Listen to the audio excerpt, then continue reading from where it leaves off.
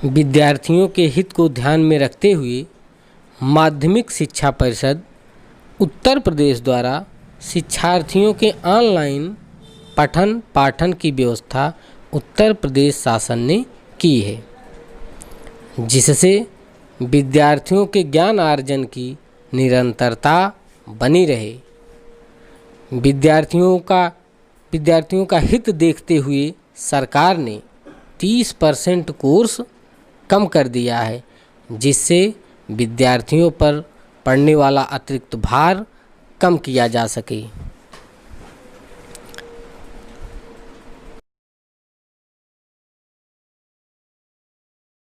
बच्चों, good morning. मैं मोहन सिंह चौहान, प्रवक्ता Shri Clara Minto college sociology. मैं आज आपको भारतीय समाज के विषय में महत्वपूर्ण जानकारियाँ देने जा रहा हूँ, और जिससे आप भारतीय समाज को ठीक ढंग से समझ सकें। भारतीय समाज का अध्ययन पश्चिमी विद्वानों के सिद्धांत के आधार पर नहीं किया जा सकता, क्योंकि भारतीय समाज अनेक जाति, धर्म, संप्रदाय, रीति रिवाज एवं परंपराओं में बिखरा हुआ था या बटा हुआ था, ये कह सकते हैं। समाज का सही स्वरूप प्रस्तुत करने के लिए उस समाज का सटीक एवं विस्तृत ज्ञान होना अत्यंत आवश्यक है। भारतीय समाज के स्वरूप को सही ढंग से समझने के लिए विभिन्न विद्वानों ने अपने मतों को प्रस्तुत किया है।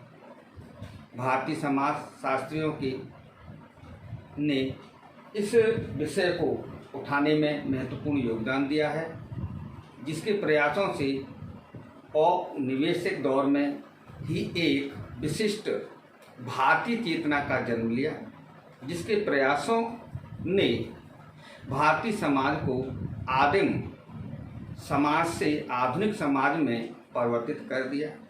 यानी हम कह सकते हैं कि हमारा समाज पहले इस तरह का समाज था, एक जंगली प्रवृत्ति थी। उस समाज से आधुनिक समाज में हमारे समाज सुधारकों ने, हमारे विद्वानों ने इसको इस सीमा पर ला के खड़ा किया। औपनिवेशिक शासन में पहली बार भारत को एकीकृत किया गया। पूंजीवादी आर्थिक परिवर्तन एवं आधुनिकीकरण की शक्ति प्रक्रियाओं से भारत का परिचय कराया।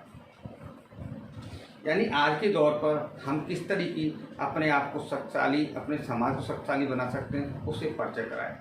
एक तरह से जो परिवर्तन लाए गए उन्हें पलटा नहीं जा सकता था। सारे जो भी परिवर्तन थे एक साथ नहीं किए जा सकते, क्योंकि समाज ऐसा कभी नहीं हो सकता, समाज में ऐसा कभी नहीं हो सकता जैसे पहले अपनी वैश्विक शासन के अंतर्गत भारत को आर्थिक, राजनीतिक एवं प्रशासनिक एकीकरण की उपलब्धि की भारी कीमत चुकानी पड़ी थी। उस समय पूरा देश राजनीतिक तौर पर, प्रशासनिक तौर पर एकीकरण में बंधा हुआ था। उसके बदले में हमने अपने छोटे समाज को अपने से अलग कर दिया। औपचारिकतापूर्वक विभिन्न समाज हमारे सामने आए। शासन द्वारा किए गए अनेक प्रकार के प्रयास आज भी मौजूद हैं, लेकिन उसी युग का एक विरोधाभासी सच यह भी है कि उस समय का उपनिवेशवाद ने ही अपने शत्रु यानी कि राष्ट्रवाद का जन्म दिया। ऐतिहासिक रूप से भारतीय राष्ट्रवाद ने ब्रिटिश उपनिवेशवाद के अंतर्गत आकार लेना प्रारंभ कर दिया। उपनिवेशवाद का अर्थ है दूसरे देशों का शासन अन्य देशों पर चलाया जाता है और पूरे संपूर्ण अधिकार में होता है। और उन्होंने अपने समाज की सारी जो कमियां थी इस समाज पर थोपने का प्रयास किया और अपने सामुदायिक एवं विभिन्न भागों को एकीकरण करने एवं शक्तिशाली बनाने में सहायता की। पाश्चात्य उससे मध्यम वर्ग को उभरने और मध्यम वर्ग ने उपनिवेशवाद को उसकी अपनी मान्यताओं के आधार पर ही चुनौती दी। हमारे इतिहास की विडंबना है कि उपनिवेशवाद एवं पाश्चात्य शिक्षा ने ही परंपरा की पुनः खोज को प्रोत्साहन प्रदान किया। इसके प्रभाव स्वरूप अनेक तरह के सांस्कृतिक एवं सामाजिक गतिविधियां विकसित हुई, जिसमें राष्ट्रीय एवं स्तरीय क्षेत्रीय स्तर पर समुदाय को नवोदित रूप में सुदृढ़ हुए। उपनिवेशवाद ने नए वर्ग एवं समुदायों को जन्म दिया, जिन्होंने बाद में इतिहास में महत्वपूर्ण भूमिका निभाई, जैसे नगरीकरण, मध्यम वर्ग राष्ट्रवाद के बाहर थे एवं उन्होंने स्वतंत्रता प्राप्ति के अभियान की अगुवाई भी सर्वप्रथम की। औपनिवेशिक हस्तक्षेप किया तथा धार्मिक और जाति आधारित समुदायों को निश्चित रूप प्रदान किया। भारतीय समाज में कई तरह के आमूलचूल परिवर्तन देखने को मिले। भारतीय समाज और आधुनिक समाज के अध्ययन के बाद अब हम भारतीय समाज में धर्म सुधारकों की भूमिका को देखते हैं, तो धर्म सुधारकों की भूमिका निम्नलिखित प्रकार से है, अग्रित है। भूमिका का अब इस तरीके से अध्ययन करेंगे, देखते हैं। जो हमारे देश के धर्म सुधारक हुए, उन्होंने एक समाज विशेष को लेकर के अपनी प्रक्रियाएं व्यक्त की। प्रमुख भारतीय समाज सुधारक जो हुए, उनमें जो नाम गिना जाता है, राजा राम मोहन राय, विवेकानंद, महात्मा गांधी, इस तरह के आदि समाज सुधारक हुए, जिन्होंने समाज में जाकर के समाज में फैली कुरीतियों को खत्म करने का प्रयास किया। भारत के लिए एक बहुत ही सम्मान की बात है कि राजा राम मोहन राय, दयानंद सरस्वती, मदर टेरेसा जैसे महान समाज सुधारकों ने इस पावन धरती पर जन्म लिया और अपने महान कार्यों से समाज में एक नई सोच, विचारधारा को जागृत किया। जो धर्म गुरु रहे, तमाम धर्मों में, हिंदू, मुस्लिम, सिख, ईसाई सभी धर्मों में महान गुरु रहे, उन्होंने भी इस धर्म प्रचार को आगे बढ़ाया। सभी महान समाज सुधारकों ने समाज में कट्टरपंथी परिवर्तन की क्रांति को शुरू कर दिया।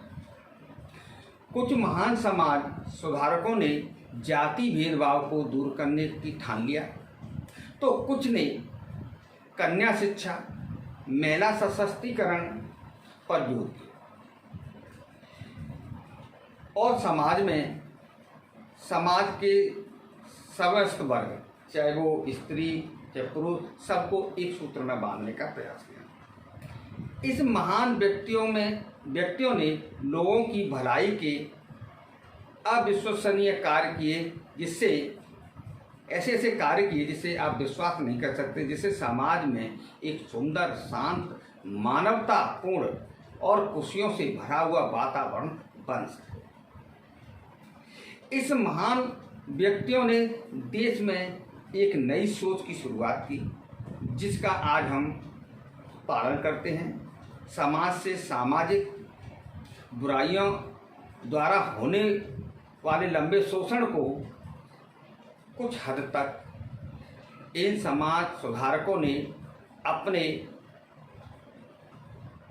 कदम से कम इस कदम से उन्होंने मदद की है लोगों की और समाज को सुधारने का प्रयास किया। आइए एक एक करके हम कुछ भारतीय समाज सुधारकों के विषय में हम चर्चा करेंगे और समाज सुधारकों के उस समय जो हमारा देश गुलामी की जंजीरों में था, दूसरों के अधीन था, उस समय इनकी जो आवाज़ बुलंद की, अपने सभी समाजों को लेकर जो आवाज़ बुलंद की, सबसे पहले उनका जो नाम आता है राजा राम मोहन राय का। राजा राम मोहन राय का जन्म 22 मई 1772 में 26 सितंबर और 1833 में इनकी मृत्यु हो गई थी। इनका जन्म हुआ था 22 मई 1772 में। ठीक है। इन्होंने ब्रह्म सभा आंदोलन की शुरुआत की जो 1828 में की और बाद में इसके फलस्वरूप ब्रह्म समाज की स्थापना की गई और एक प्रभावशाली धार्मिक और सामाजिक आंदोलन तैयार किया। इसका प्रभाव राजनीतिक, लोक प्रशासन, शिक्षा के साथ साथ धर्म के क्षेत्र में भी स्पष्ट दिखाई देने लगा। राजा राम मोहन राय एक समाज को साथ लेकर के, खास करके संपूर्ण देश को लेकर के चलने लगे और ये पूरे देश के लिए एक आंदोलन तैयार किया। देखें तो खास करके बंगाल के क्षेत्रों में सती प्रथा को समाप्त कराने तथा उनके प्रयासों के लिए किया जाता था। सती प्रथा को समाप्त करके और उनके प्रयासों के लिए जाना जाता है कि उन्होंने इतने सारे प्रयास किए। उन्हें भारतीय पुनर्जागरण का पिता के रूप में भी जाना जाता है। इसी संदर्भ में विभिन्न प्रकार के विभिन्न लोग हुए जिन्होंने समाज सुधार की कामना की। उनमें दूसरा नाम, अग्रिम नाम जो है स्वामी विवेकानंद जी का आता है। स्वामी विवेकानंद 12 जनवरी 1863 में पैदा हुए। उनका नाम जन्म होने के बाद रखा गया। पहले इनका नाम नरेंद्र दत्ता रखा गया था। एक हिंदू साधु थे जो 19वीं सदी में महान साधु रामकृष्ण परमहंस जी के परम शिष्य थे। उन्होंने आधुनिक वेदांत और राजयोग की शिक्षा लोगों को दी। साथ ही उन्होंने 19वीं सदी के अंतिम समय में हिंदू धर्म का प्रचार प्रसार विश्व स्तर पर किया। दुनिया जिससे हिंदू को जान सके, क्योंकि हिंदू राष्ट्र आप जानते हैं बहुत थोड़े से राष्ट्र हैं। विवेकानंद ने रामकृष्ण मठ और रामकृष्ण मिशन की स्थापना की थी। 1893 ईस्वी में अमेरिका में शिकागो में विश्व धर्म संसद में उन्होंने हिंदू धर्म पर भाषण दिया, जिसे आज भी पूरी दुनिया याद करती है। समाज को सुधारने का क्रम चलता रहा। इस तरह से नए नए समाज सुधारक जन्म लेते रहे और आते रहे, जिनमें अगला नाम है ज्योतिराव गोविंद राव फूले। ज्योतिराव फूले 11 अप्रैल 1827 में पैदा हुए तथा इनकी मृत्यु 28 नवंबर 1890 में हुई। भारतीय सामाजिक कार्यकर्ताओं में से एक थे और एक विचारक के रूप में उन्होंने जाति विरोधी सामाजिक सुधारक और महाराष्ट्र के एक लेखक भी रहे। इस समाज विरोधी गतिविधियों इन्होंने अपने अनुयायियों के साथ मिलकर सत्य शोधन समाज की स्थापना की, जिनका मूलधार समाज की में जाति भेदभाव को दूर करने और नीची जातियों को भी समान अधिकार दिलाना था, जिन्हें खासकर महाराष्ट्र में एक महान समाज सुधारक आंदोलन जागरण करने के लिए जाना जाता है। साथ ही इन्होंने अपनी पत्नी सावित्रीबाई फूले को इस आंदोलन से जोड़ा। इसी क्रम में ईश्वरचंद्र विद्यासागर भी हमारे देश के सबसे बड़े जो है समाज सुधारक हुए। ईश्वरचंद्र विद्यासागर का जन्म 26 सितंबर 1850 ईस्वी में हुआ था तथा जन्म के बाद उनका नाम ईश्वरचंद्र बंदोपाध्याय था। यह ब्रिटिश भारत के दौरान एक बंगाली बंगाल पुनर्जागरण में एक प्रमुख नेता थे। यह वे दार्शनिक, अकादमिक, शिक्षक, लेखक और अनुवादक, प्रकाशक, उद्यमी समाज सुधारक और परोपकारी व्यक्ति थे। बंगाली ग्रंथ में सरल बनाने के लिए आधुनिकीकरण के उन्होंने बहुत योगदान दिया। उन्होंने ब्रिटिश सरकार को विधवा पुनर्विवाह अधिनियम को पारित करने के लिए मजबूर किया। इसी क्रम में दयानंद सरस्वती जो हैं हमारे देश के जाने माने पहचाने धार्मिक नेता थे। दयानंद सरस्वती का जन्म 12 फरवरी 1824 को हुआ था। वह एक धार्मिक नेता और आर्य समाज के संस्थापक थे, जिन्होंने वैदिक धर्म के भारतीय सुधार आंदोलन में अपना महत्वपूर्ण योगदान दिया। उन्होंने ही सर्वप्रथम 1876 में स्वराज शब्द की शुरू किया, जिसे बाद में लोकमान्य तिलक ने भारत की आज़ादी के नारे के रूप में बढ़ावा दिया। हमारे स्वामी दयानंद सरस्वती को वैदिक विद्या और संस्कृत भाषा का प्रसिद्ध विद्वान माना जाता है। साथ ही भारत के दार्शनिक और राष्ट्रपति एस राधाकृष्णन ने उन्हें आधुनिक भारत का निर्माता में एक कहा है, जैसा कि अरविंदो ने कहा था कि दयानंद सरस्वती राष्ट्र के वो निर्माता हैं जिन्होंने राष्ट्र का निर्माण अपने अथक प्रयासों से किया और समाज को जोड़ने का प्रयास किया। अगले समाज सुधारक बाबा आमटे। बाबा आमटे का जन्म 26 दिसंबर 1914 में हुआ था। उनका असली नाम मुरलीधर देवीदास आमटे है। वह एक भारतीय समाज सेवक और सामाजिक कार्यकर्ता थे, जिन्हें कुष्ठ रोग से पीड़ित गरीब लोगों के पुनर्वास और उत्थान के लिए विशेष रूप से काम के लिए जाना जाता है। उन्होंने अपनी पत्नी साधना आमटे के साथ मिलकर साल 1950 में कुछ रोगियों के लिए एक संस्था आनंद वन की शुरुआत की थी। उन्हें पद्म विभूषण, गांधी शांति पुरस्कार, रामन मैगसेसे पुरस्कार, टेम्पटल पुरस्कार और जमनालाल बजाज पुरस्कार से भी सम्मानित किया गया था। इसी प्रकार हमारे देश के अगणित समाज सुधारक पैदा हुए और उन्होंने समाज के हर वर्ग को किसी न किसी रूप में छुआ। आचार्य विनोबा भावे, विनायक नरसिंह विनोबा भावे, इनका जन्म 11 सितंबर 1895 ईस्वी में हुआ था और ये विनोबा भावे के नाम से जाने जाते हैं।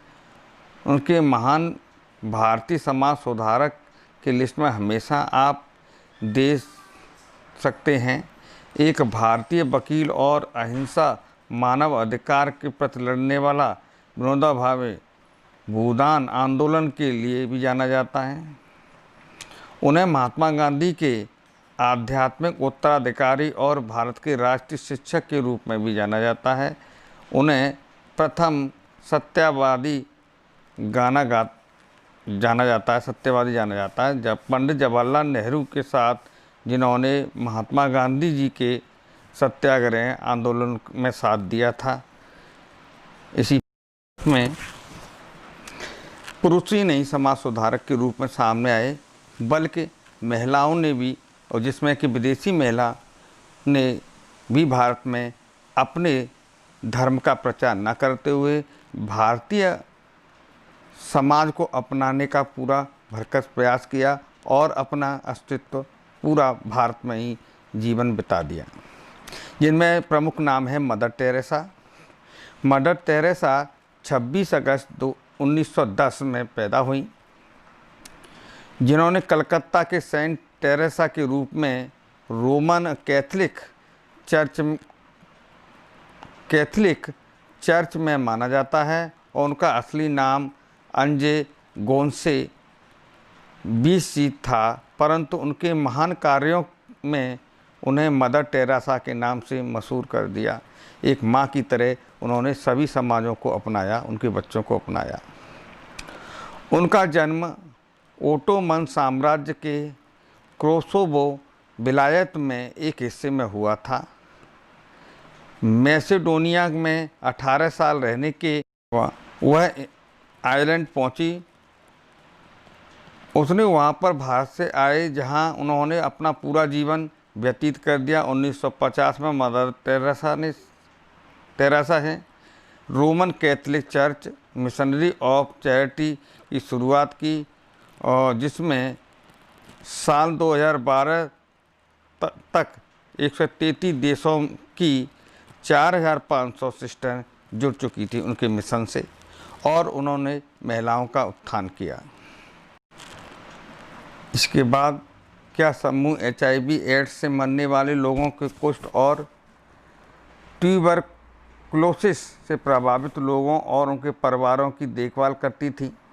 मदर टेरेसा को साल 1962 में रामन मैगसेसे शांति पुरस्कार से उसे सम्मानित किया गया।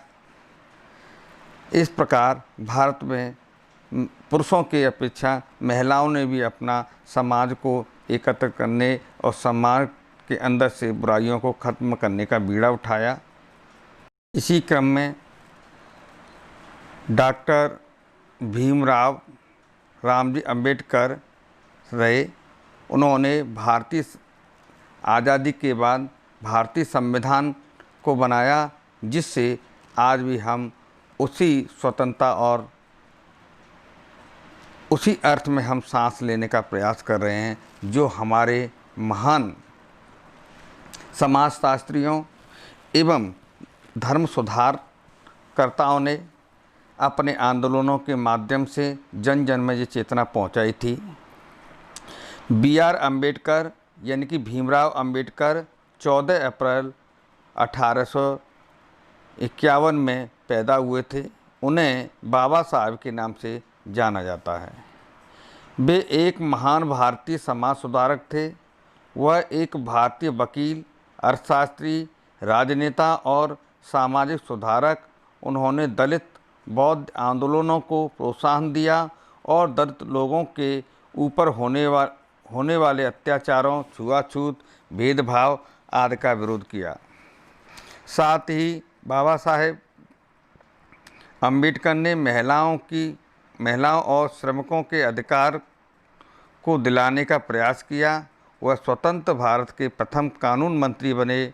उन्हें भारतीय संविधान के वास्तुकार कहा जाता है और भारत गणतंत्र के संस्थापक पिता के रूप में भी उन्हें माना जाता है।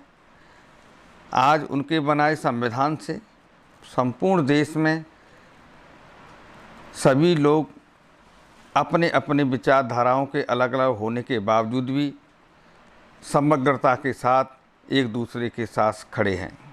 चाहे वो हिंदू हो, चाहे मुस्लिम हो, सिख हो, ईसाई हो, सभी एक ही धर्म में बंधे हुए हैं। वो धर्म है भारतीय होने का।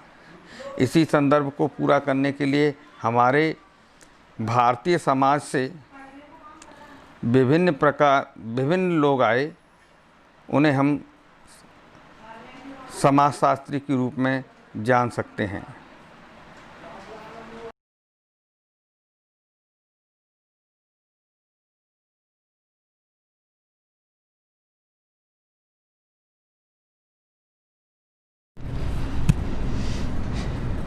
ध्रुवजट प्रसाद मुखर्जी 5 अक्टूबर 1984 में इनका मध्यवर्गीय बंगाली ब्राह्मण परिवार में इनका जन्म हुआ था। यहाँ उनकी उच्च शिक्षा की लंबी परंपरा थी। विज्ञान में स्नातक, कलकत्ता विश्वविद्यालय से इतिहास तथा अर्थशास्त्र में स्नातकोत्तर की उपाधि प्राप्त की। इन्होंने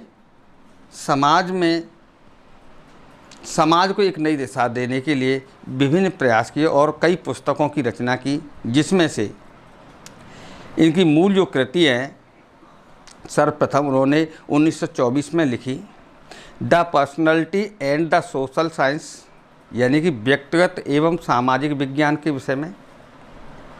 बेसिक कॉन्सेप्ट इन सोशोलॉजी, 1932 ईस्वी में उन्होंने पुस्तक को लिखा। समाजशास्त्र मौलिक अवधारणा जिसे कहते हैं। इसके बाद अगली पुस्तक लिखी मॉडर्न इंडियन कल्चर, यानी आधुनिक भारतीय संस्कृति। इसके बाद प्रॉब्लम ऑफ इंडियन यूथ, भारतीय युवाओं की समस्या। इस तरह से उन्होंने कई लेख समाज को दिए और अपना जो मुकाम हासिल किया। और उनकी कई मान्यताएं थी, मैं आपको जो बताने जा रहा हूँ। उन्होंने इस पर बहुत ज़्यादा अपने विचार गंभीरता से इस संपूर्ण समाज के सामने रखे।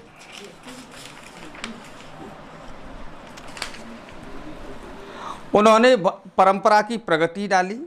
मुखर्जी के मूल रूप से परंपरा की संस्कृति के एक उपलक्षण के रूप में स्पष्ट होता है। एक अवधारणा के रूप में उन्होंने अपनी विवेचना के लिए कोई अलग पुस्तक नहीं लिखी, बल्कि परंपरा के विभिन्न पक्षों को उन्होंने अपनी वेद पुस्तकों के माध्यम से स्पष्ट किया। उन्होंने अंग्रेजी में ट्रेडिशन को संस्कृत भाषा में परंपरा कहा जाता है, उसके ऊपर उन्होंने अपने विचार प्रस्तुत किए। इसी क्रम में अगले जो समाजशास्त्री है, भारतीय समाजशास्त्री, उनके विषय में आपको थोड़ा सा मैं परिचय देना चाहूँगा। आगे की वीडियो में विस्तार से आपको सब मिलेगा। प्रोफेसर AR देसाई, इनका नाम भी समाजशास्त्र में बहुत प्रचलित है। फ्रांस की क्रांति और औद्योगिक क्रांति में